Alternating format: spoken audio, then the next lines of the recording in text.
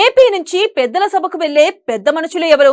YCP సభ్యులు రాజీనామా చేసిన 3 స్థానాలు ఎవరిని భరించబోతున్నాయి? కూటమిలోని 3 పార్టీలు సమానంగా పంచుకుంటాయా లేక సైకిల్ పార్టీయే మొత్తం లాగేసుకుంటుందా? అసలు రాజ్యసభ రేసులో ఏ పార్టీ నుంచి ఎవరెవరి పేర్లు ప్రచారంలో ఉన్నాయి?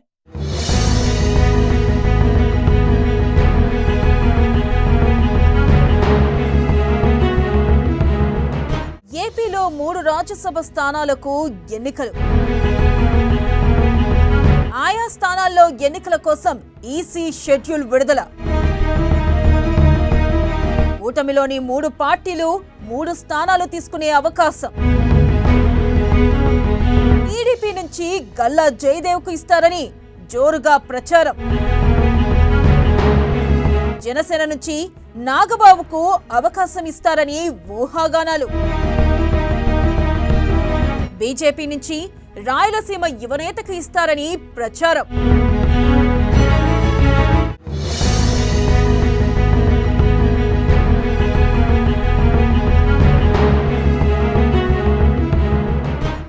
ఏపీలో రాజకీయం ఒక్కసారిగా కూటమికి అనుకూలంగా మారింది. అసెంబ్లీ, పార్లమెంట్ ఎన్నికల తర్వాత టీడీపీ, జనసేన, బీజేపీ టైం నడుస్తుంది. ఈ తరుణంలో వైసీపీకి చెందిన 3 రాజ్యసభ సభ్యులు తమ సభ్యత్వాలకు రాజీనామా చేశారు. మోపిదేవి వెంకటరమణారావు, బీద మస్తాన్రావు, ఆర్ కృష్ణయ్య కొన్ని నెలల కిందట రాజ్యసభ సభ్యత్వానికి రిజైన్ చేశారు. ఈ నేపథ్యంలో ఆయా స్థానాలకు భారత ఎన్నికల సంఘం షెడ్యూల్ను విడుదల చేసింది.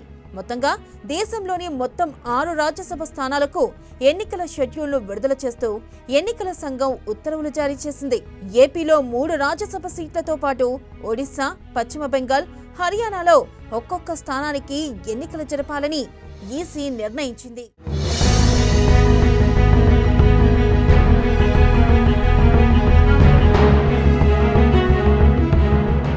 ఇక ఏపీలోని 3 రాజ్యసభ స్థానాలకు కూటమిలోని 3 పార్టీలు తీసుకునే అవకాశాలు ఉన్నాయని టాక్.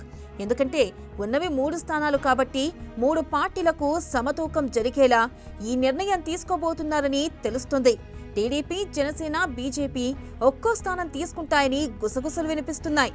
అయితే టీడీపీ శ్రేణులు మాత్రం 2 తమ పార్టీకి, జనసేనకు ఒక్క స్థానం తీసుకుంటాయని భావిస్తున్నాయి. ఎందుకంటే కూటమిలో టీడీపీ, జనసేన కీలక పాత్ర పోషిస్తున్నాయి కాబట్టి ఆ దిశగానే ఆ 2 పార్టీలే 3 స్థానాలను పంచుకుంటాయని భావిస్తున్నారు. అయితే బీజేపీ వర్గాల వాదన ఇంకోలా ఉంది. రాజ్యసభలో ప్రతి స్థానం కీలకం కాబట్టి ఆ దిశగా కమలం పార్టీ కూడా ఒక స్థానాన్ని తీసుకునే అవకాశాలు ఉన్నాయని టాక్.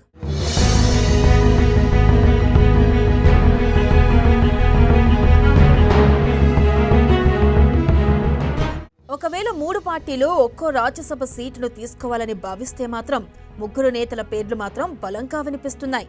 టీడీపీ నుంచి గల్లా జయదేవ్, జనసేన నుంచి నాగబాబు, బీజేపీ నుంచి రాయలసీమ యువనేతకు లేదా రాష్ట్ర పార్టీ మాజీ అధ్యక్షుడికి అవకాశం ఇస్తారని టాక్. అయితే కమలం పార్టీ గురించి పక్కన పెడితే మాత్రం టీడీపీ, జనసేన నుంచి ఒక్కో అభ్యర్థి ఫైనల్ అయిపోయారని తెలుస్తుంది.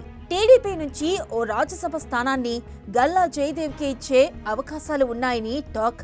గతంలో లోక్సభ ఎంపీగా టీడీపీ తరపున గట్టిగా వాయిస్ వినిపించిన నేతగా గల్లా జయదేవ్కు పేరుంది.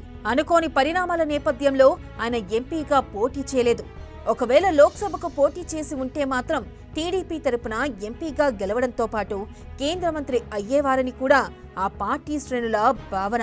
అందుకే అన్ని అర్హతలున్న గల్లా జయదేవ్కు ఈసారి రాజ్యసభ ఛాన్స్ కన్ఫర్మ్ అని టీడీపీ శ్రేణుల మాట.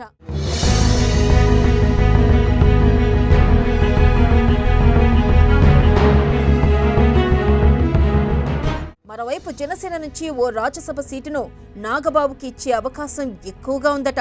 ఇటీవలి పార్లమెంట్ ఎన్నికల్లో అనకాపల్లి నుంచి ఆయన పేరు వినిపించినా అది ఎందుకో కుదరలేదు. సామాజిక సమీకరణాల నేపథ్యంలోనే నాగబాబుకు లోక్సభ సీటు దక్కలేదట. అందుకే ఈసారి రాజ్యసభ సీటు నాగబాబుకు పక్కా అని సమాచారం. ఆ దిశగా పవన్ కళ్యాణ్ ఇప్పటికే పార్టీ శ్రేణులకు కూడా సంకేతాలిచ్చారట.